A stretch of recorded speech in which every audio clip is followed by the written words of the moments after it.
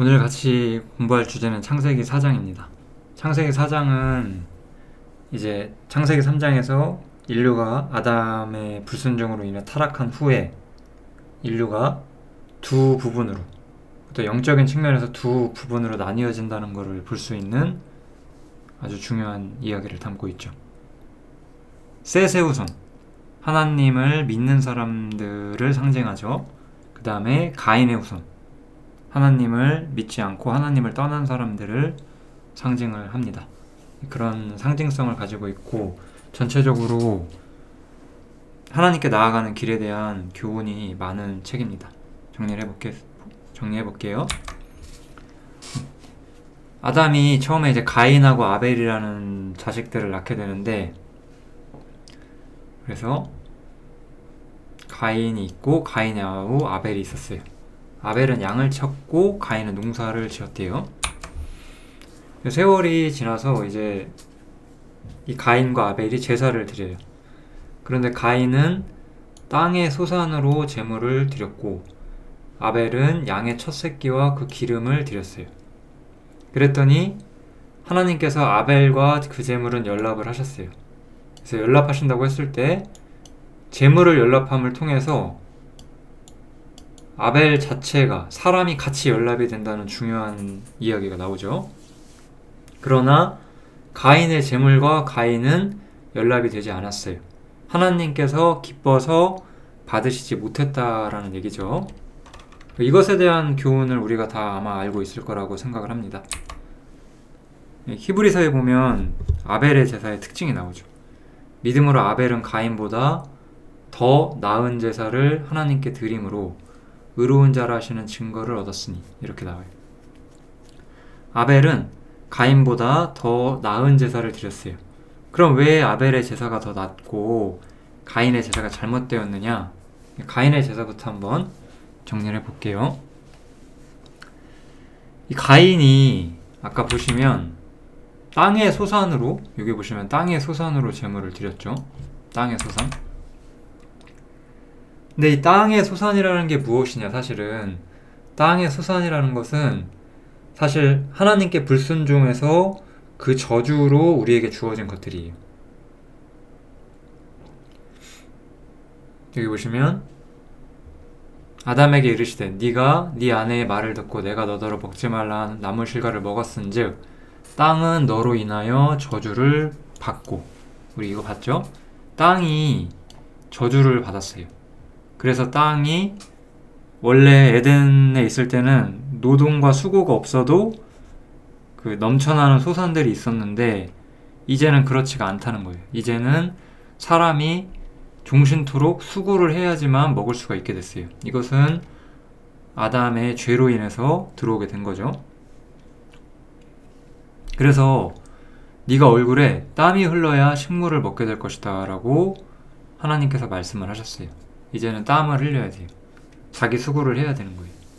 그럼 이 사람이 땀을 흘리고 수고를 하고 그것을 하게 된 진짜 이유는 사실 불순종 때문에 쫓겨나서 그런 거잖아요.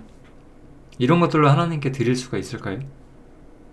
이걸 하나님께서 받지 못한다는 걸 우리가 이해하는 것이 아주 중요한 거예요. 가인의 제사를 한번 정리를 해볼게요. 우리 지금 이제 가인이 자기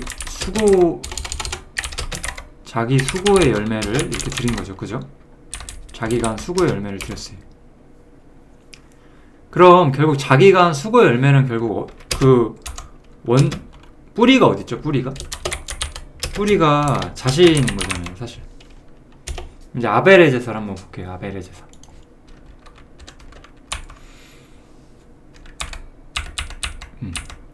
아까 아벨은 양의 첫 새끼와 그 기름으로 드렸다고 하죠. 아벨은 양의 피와 기름을 드렸다라고 그냥 정리를 해볼게요. 그럼 이 양의 피와 기름을 드린다는 것, 그것이 이제 무슨 의미가 있는 것이냐? 우리 한번 레위기 1장의 번제를 한번 보세요. 번제를 보시면 그 내장과 정갱이까지 어린 양 한 마리를 완전히 불살라서 하나님께 드려요. 그래서 여기 뭐 양의 그냥 전부라고 할게요. 양의 전체를 하나님께 드린 거죠. 그러면 이거는 이제 뿌리가 무엇일까요? 이게 양일까요? 이것이 사실 상징하고자 하는 거는 우리가 명확하게 볼 수 있잖아요. 이거는 그리스도를 말하는 거죠. 즉 여기서 우리가 굉장히 중요하게 생각해야 되는 게 뭐냐면, 하나님하고 이렇게 내가 있을 때 여기에 뭐가 있어야 되느냐 하는 거라는 거죠. 하나님과 나 사이에 무엇이 필요하냐 이거예요. 하나님하고 나 사이를 연결시키는 것이 내 수고의 열매가 될 수가 없는 거예요. 언제나. 지금도 마찬가지예요. 여러분들이 만약에 구원을 받으셨다고 해도, 여러분들이 만약에 내가 지금 이렇게 신앙생활 열심히 하고 있으니까 하나님이 날 즐거워할 거야 라고 생각하는 순간에 아마 오히려 정죄에 빠질 가능성이 높습니다. 아니면 교만이라는 함정에 빠지든지. 하나님은 나를 기뻐하실 수가 없어요. 왜냐면 우리 자신을 한번 볼게요. 나라는 어때요? 나는 타락했어요. 이게 성경에서 말하는 분명한 거거든요. 내 속에는 타락한 것이 있어요. 하나님께서 무언가를 받으신다고 할 때는 그 무엇과 함께 나 자신을 보신다는 건데, 내가 타락해 있잖아요. 내가 타락해 있으면은 내 안에 있는 것도 타락해 있는데 그것이 하나님께 간다는 거는 받아들여질 수가 없는 거죠. 이 전체를 드린다는 게 뭐예요? 하나님께서는 속을 다 보신다는 거잖아요. 여기 한 구절 제가 써놨거든요. 예수님께서 직접 하시는 말씀이죠. 유대인들은 손을 씻는 것을 굉장히 중요하게 생각을 했는데, 그래서 손을 씻지 않고 먹는 것을 더럽다라고 생각을 했어요. 그런데 주님께서는 그런 것이 더러울 수가 없다라고 말씀을 하세요. 실제로는. 입으로 들어가는 것은 어차피 뒤로 내어서 버려진다. 배로 들어가서 뒤로 나온다. 똥으로 나온다는 얘기죠. 그러니까 이런 것들은 가치가 없다는 거예요. 깨끗하고 더럽고를 판단할 가치가 없다는 거죠. 그냥 물질이기 때문에. 그런데 입에서 나오는 것들은 마음에서 나온다. 이것이 진짜 사람을 더럽게 하는 것이다.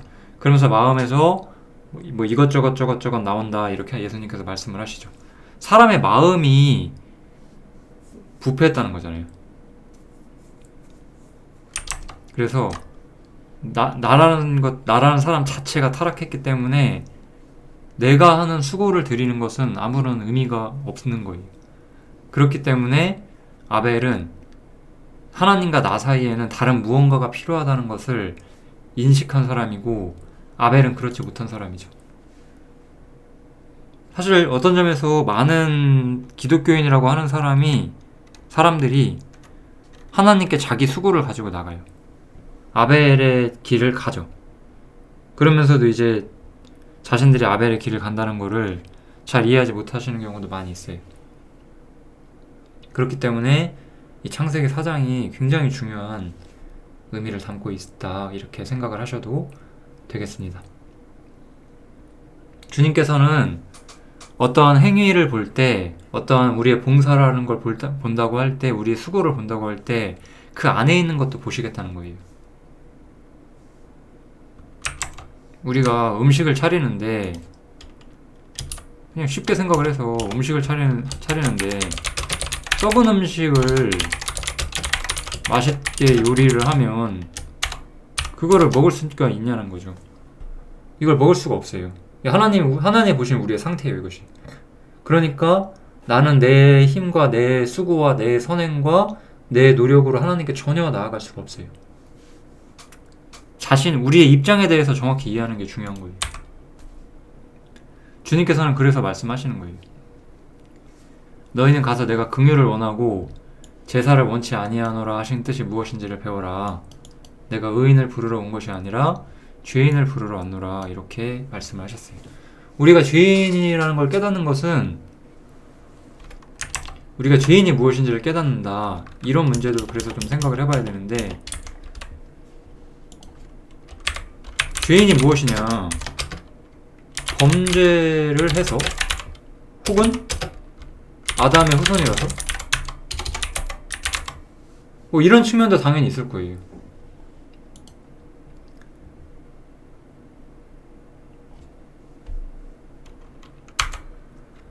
그런데 우리가 이 말씀을 통해서 알 수 있는 것, 내가 의인을 부르러 온 것이 아니요 죄인을 부르러 왔노라, 제사를 원치 않는다, 이런 거를 통해서 우리가 진짜 알 수 있는 거는, 죄인이란 것은 하나님께 나아갈 길이 막힌 사람이라는 것을 인정하는 거예요. 지금 저는 복음을 전하는 사람으로서 자신이 범죄했다, 자신이 아담의 후손이라서 죄인이다, 어떤 측면에서 아담의 후손이기 때문에, 이런 거 인정하는 사람 많이 봤어요. 근데 그래도 복음 안 전해지는 경우가 엄청 많아요, 실제로는. 왜냐면 그런 사람들이 대부분 어떤 생각을 하고 있냐면, 그래도 내가 이렇게 하면 하나님이 날 봐주겠지라는 생각, 하나님과 자신의 어떤 사이에 절대로 메꿀 수 없는 틈이 있다는 것을 잘 이해하지 못하는 케이스들이 많아요. 하나님께 나아갈 길이 완전히 막혔다는 것을 인정을 해야 돼요. 내 힘으로는 방법이 없다, 이것을 우리가 이해하는 것. 이것이 우리가 아벨이 양의 제사를 드리는 진짜 이유였고, 우리가 이런 입장을 이해하게 될 때 예수님이 나에게 어떤 존재인지를 비로소 온전히 이해를 하게 될 겁니다. 그 이후로 이제 최초의 살인 사건이 나오게 되죠. 이것은 그냥 그 자체로 굉장히 시사하는 바가 크죠. 뭐 영적인 교훈들이 있을 수 있겠지만 이것은 생략하도록 하겠습니다. 이 가인이 아벨을 죽이는 것에 대해서 저는 좀 다른 얘기를 하려고 해가지고요, 마지막에 이야기를 할게요. 그냥 살인사건이 있었다, 그것만 보고 넘어가겠습니다. 이렇게 살인사건이 일어난 후에, 이때는 율법이 없었잖아요. 어떤 점에서 율법이 없었기 때문에 살인을 했기 때문에 죽어야 한다, 이런 명령이 없었어요, 사실은. 대신에 하나님께서는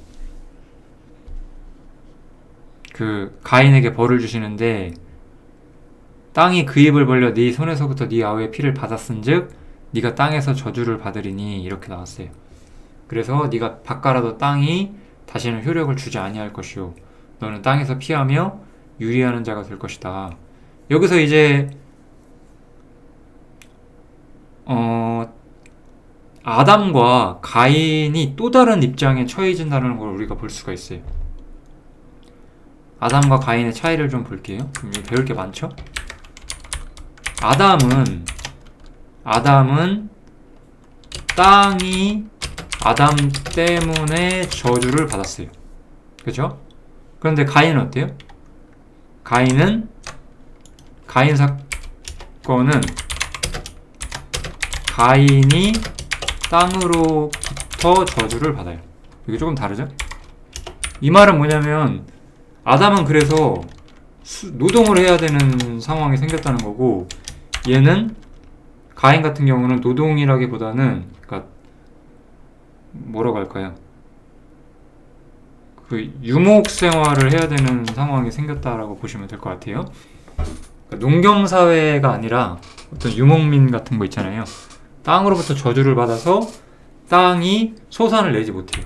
예를 들어서 일종의 사막 같은 땅들이 있잖아요. 그러니까 소산을 낼 수 없는 이런 일들이 일어나게 됐다는 것이고, 가인은 그것 때문에 사실 유리하는 자가 되어야 한다라고 말씀을 하고 계세요. 여기 보시면 너는 땅에서 피하여 유리하는 자가 될 것이다. 이거 이제 방랑자라는 뜻인데요. 그래서 땅에서 유리하는 자가 되어야만 하는 상태가 된 거죠. 이거는 사실 우리가 역사적으로 볼 때 이것은 이제 전쟁과 어떤 침략의 원인들이 되기도 하죠. 가인이. 근데 이런 사건들이 어떤 점에서 중요하냐, 그걸 이제 좀 볼 건데요. 가인은 이렇게 하나님께 저주를 받았어요. 그럼에도 불구하고 가인은 이 땅에서 죽지는 않았어요. 다른 사람한테 살해당하지는 않아요. 하나님께서 지키신다고 하셨거든요. 이게 참 우리가 이런 걸 이해하기 어려울 수도 있는데 또 이해를 할 수 있습니다. 그래서 제가 설명을 드리려고 하는 거니까요. 하나님께서는 그 가인이 내가 이렇게 쫓겨나게 되면 나를 만난 자가 나를 죽일 텐데 어떡합니까? 라고 물으니까 여호와께서 이르시되 그렇지 않다. 가인을 죽이는 자는 벌을 7배나 받으리라 라고 하셨어요. 그래서 가인이 죽지 않게 하셨어요. 이것은 가인에게 보복하지 말라라고 하는 그 하나님의 어떤 중요한 명령을 우리가 볼 수가 있는 거죠. 가인은 어쨌든지 간에 아벨을 죽인 사람이고 그것을 빌미로 그리고 그로 인해서 가인이 처한 어떤 불리한 입장 때문에 하나님께서 다른 사람이 가인을 죽일 수도 있는데 하나님께서는 그것을 금지하신 거예요.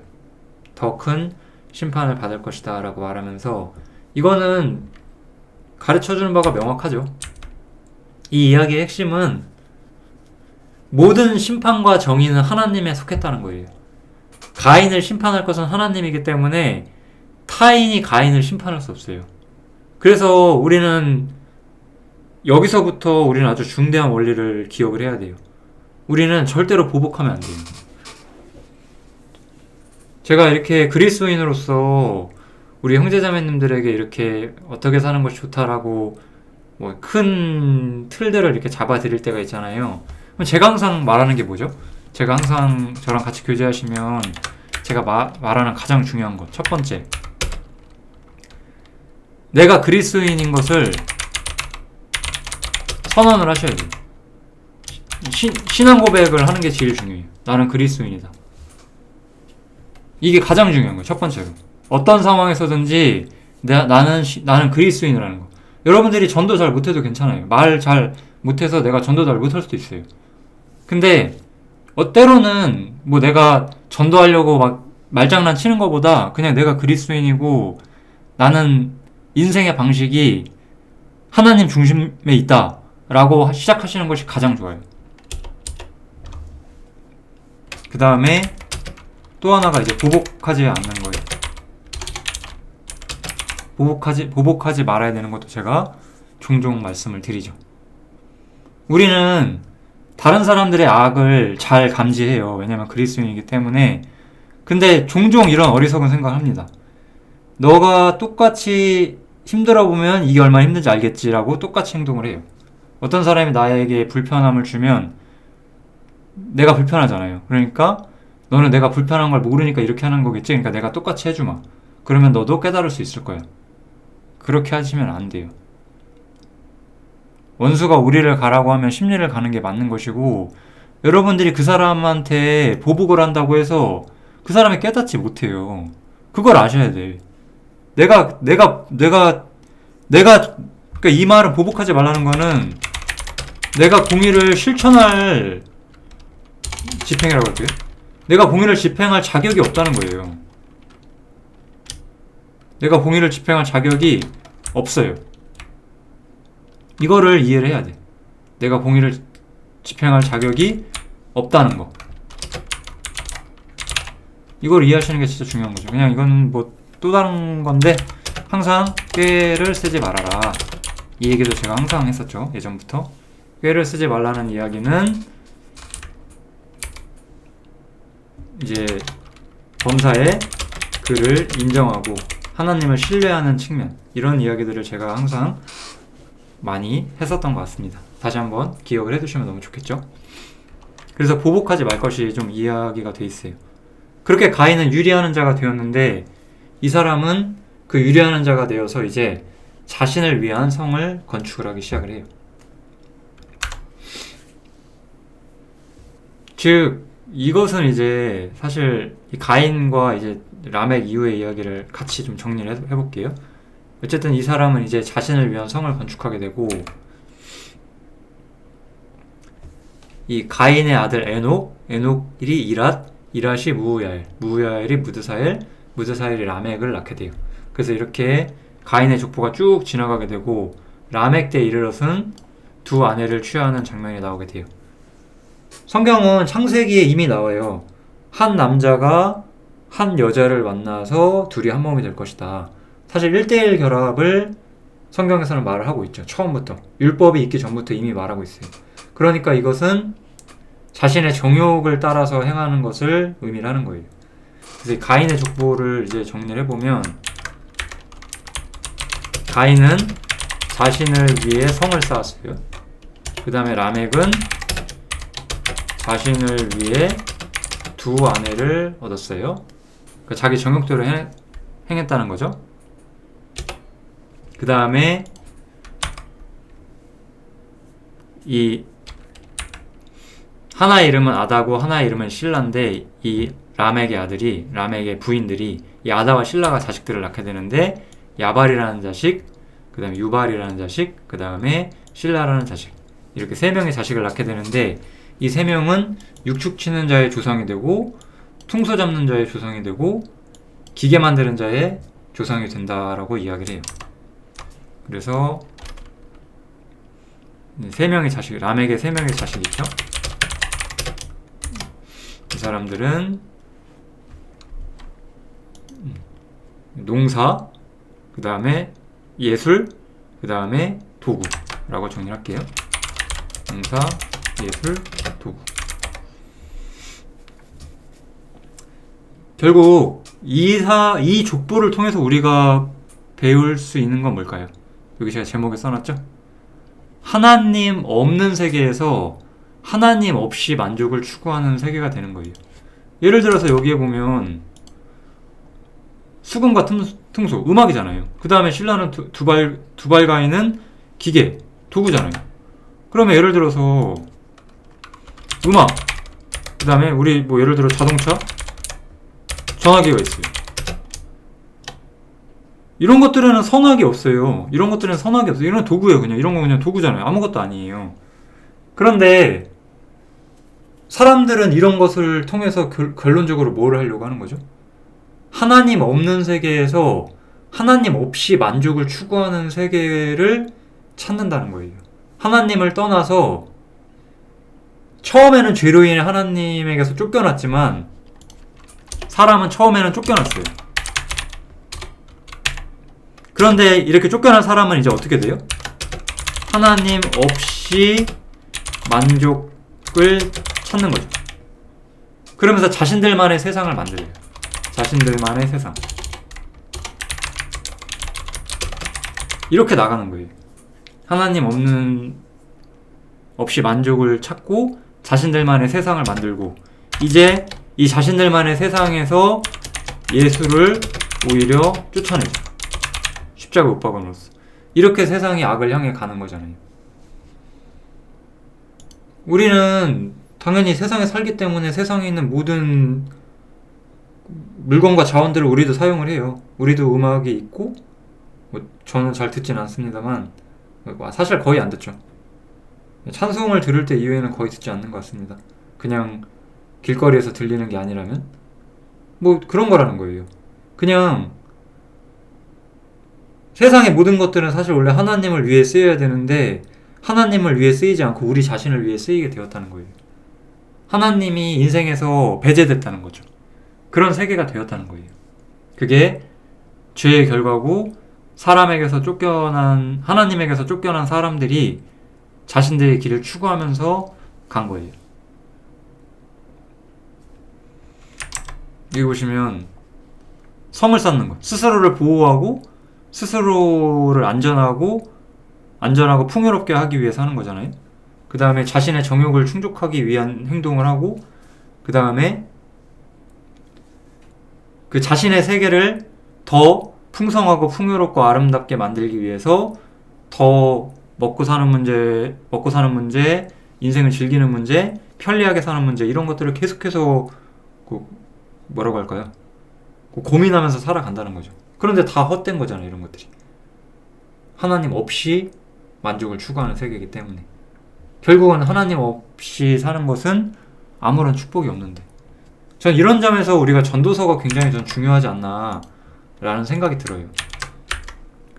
우리가 성경이 사실이라는 것과 그 다음에 사람이 죄인이라는 것, 예수의 부활이 정말 있었던 사건이라는 것, 이런 측면이랑 또 하나가 이제 우리 인생이 이제 만족이 없다라는 거거든요. 이거를 이해하는 게 저는 이게 전도서잖아요. 그러니까 복음을 정말로 알려면 이 부분에 대해서 굉장한 이해도가 필요한 것 같아요. 복음을 전해보면 인생의 만족 없음을 이해하지 못할 때, 사람이 인생에 매우 중로를 타고 있을 때 생각보다 복음이 잘 들어가지 않습니다. 반드시 이 부분을 우리가 좀 언급을 해야 되고, 이 부분에 대해서 사실 생각을 하는 사람들이 하나님을 찾는 것이 좀 분명해 보이더라고요. 왜냐면 이 세상이 잘못되었다는 걸 이해를 해야 되거든요. 내가 죄인이라는 걸 깨닫기 위해서는. 이런 게 없는 사람은 입으로는 시인하는데 실제로는 부인하는 그런 사람들이 많죠. 그리고 가라지가 되기도 하고. 그래서 우리가 하나님 없이 만족을 추구하는 세계에 살고 있고, 그러한 세상이 잘못되어 있다는 것, 인생이란 건 그런 것이라는 것을 이해를 하는 것, 전도서가 되게 중요할 수가 있습니다. 그래서 이거는 제가 좀, 물론 이 부분을 더 많이 전하긴 해요. 저도 실제로는 이 부분을 많이 전하는데 결국은 이것 때문에 걸려 넘어지더라고요. 전도를 할 때 여러 사람들이. 아무튼 이런 세상이 되었죠. 그래서 라멕은 이렇게 자신을 위해 살다가 기어코는 가인을 위해서는 하나님께서 벌을 7배로 정했지만 나를 만약에 해하게 된다면 77배가 될 것이다 라고 하면서 스스로가 더 왕이 되고 누구도 자신을 건들지 못하고 만약에 누군가 나를 해를 끼치면 나는 더 그를 짓밟을 것이다, 이런 식으로 무법자가 되고 스스로가 왕이 된 거죠. 하나님을 저버리고. 이걸 보면 이 사람이 정말 왕일까요? 이 사람이 진짜 국가의 왕은 아니지만 자기 인생의 주인이 되고 자기 주권과 자기 소관대로 했다는 거잖아요. 그런데 이 사람이 실제로 왕이 된 게 아니라 죄를 범하는 자마다 죄의 종인 거죠. 사람은 하나님 떠나서 그러니까 결국 뭐가 된 거예요? 죄의 노예가 되었다는 거예요. 자기 마음대로 사는 것처럼 보이지만 실제로는 죄의 노예가 된 것. 이것이 지금 사람의 진정한 위치라고 우리가 할 수가 있습니다.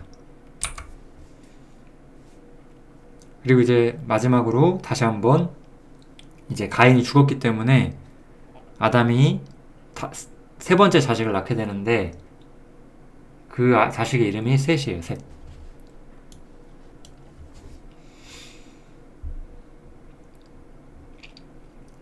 그리고 셋이 이제 아들을 낳고 이름을 에노스라고 하게 되죠. 그때 사람들이 비로소 여호와의 이름을 불렀더라. 이것은 그래서 분명해요. 우리가 가인의 족보는 하나님을 떠난 세상을 상징한다고 한다면 이 셋의 족보는 이제 믿음의 사람들을 상징하기도 하죠. 이것은 굉장히 고대에 있었던 좀 특수한 사건이라고 볼 수가 있어요. 왜냐하면 우리가 지금 어떤 사람이 그리스도인이면 그 자식도 그리스도인이고 그 자식도 그리스도인이 돼서 계속 그렇다라고 보기가 어렵거든요. 실제로는. 근데 이때는 그랬었던 거죠. 그래서 이제 창세기 5, 6장에서 그 하나님의 아들들과 사람의 딸들이 서로 연합하잖아요. 그러니까 믿음의 족보를 타고 온, 어쨌든 이 고대 시대에 하나님을 믿었던 사람들의 무리, 그 다음에 하나님을 거부하고 세상을 자기 뜻대로 살았던 사람들의 무리가 섞이는 것, 이것이 어떤 신앙의 부패의 큰 원인이 되니까 그런 일들이 일어나고 있었던 것이고, 어쨌든 그래서 이거는 믿음의 족보를 상징을 하고 있습니다. 여기서 이제 제가 마지막으로 그냥 가인과 아벨과 셋에 대해서 말씀드리고 싶은 거는 이거예요. 가인이 아벨을 죽이잖아요. 그래서 가인은 일반적으로 세상이나 유대인을 상징을 해요. 예수를 거절하고 죽였으니까. 아벨이 그런 것처럼. 그럼 아벨은 당연히 십자가에 못 박히신 그리스도를 상징을 하죠. 그리고 셋은 그래서 다시 살아나셔서 자신들의 백성을 모으시는 그리스도, 부활하신 그리스도를 상징하기도 합니다. 이거는 일반적인 그냥 그 견해로서 있는 거니까 그냥 아 이런 것도 있구나 하고 생각하시면 될 것 같습니다. 뭐 이거 이 상징 안다고 우리 신앙 변하는 건 아니잖아요. 이거 뭐 제가 말하는 것도 아니고 보편적으로 그렇게 우리가 다 보고 있는 거예요. 대부분의 어떤 성경 학자들이 이런 식으로 봅니다. 뭐 아무튼 창세기 4장 내용은 여기까지 하도록 하겠습니다. 감사합니다.